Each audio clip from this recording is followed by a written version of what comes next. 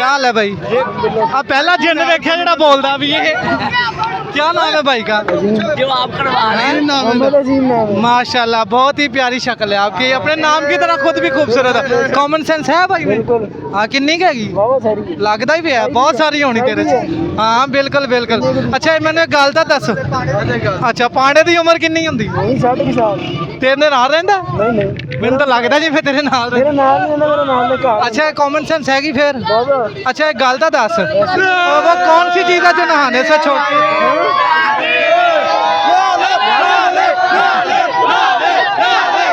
यार इनको तो ज्यादा ही मस्ती चढ़ गई है तो मुझे बोलने ही नहीं दे रहे।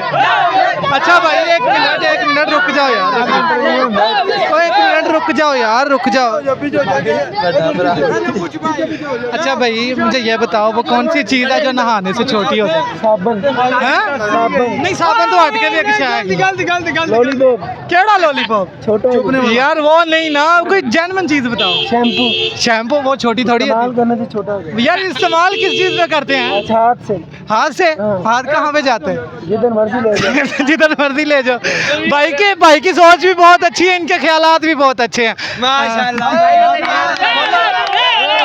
क्या हुआ यार? इनको ना लाल लाल ही नजर आ रहा है, पता नहीं इनकी आंखों में कुछ चढ़ा है यार। ओके भाई शुक्रिया, अपने मेजबान को इजाजत दे, शुक्रिया। अल्लाह अस्सलाम वालेकुम। की हाल है भाई? आ की कीता होया तू? ए ओही कुछ की जेरा सारे कर देने आ की चेले रखे सारे? ये दोस्त है मेरे।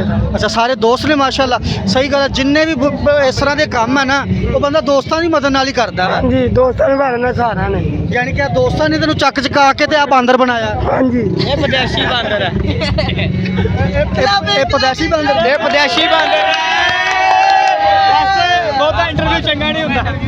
एक मिनट खलोता रहंदे खलोता रह। ਹੁਣ ਮਾਰੋ ਦੋਸਤਾਂ ਜਿਵੇਂ ਤੂੰ ਮਾਰੀਆਂ ਦੋ ਚਾਰ ਹੋਰ ਸਾਰੇ ਇੰਟਰਵਿਊ ਦਿੰਦੇ ਪਏ। ਇਹ ਮੇਰਾ ਭਰਾ ਵਾ।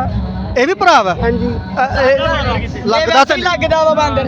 ਇਹ ਲੱਗਦਾ ਸ਼ਕਲੋਂ ਬਾਂਦਰ। ਇਹ ਸ਼ਕਲੋਂ ਵੈਸੇ ਬਾਂਦਰ ਲੱਗਦਾ। ਤੂੰ ਨਹੀਂ ਲੱਗਦਾ ਸੀ ਤਾਂ ਪਾਇਆ? ਹਾਂਜੀ ਚਲੋ ਠੀਕ ਮਿਹਰਬਾਨੀ। ਚੱਕ ਕੇ ਵਹਾ।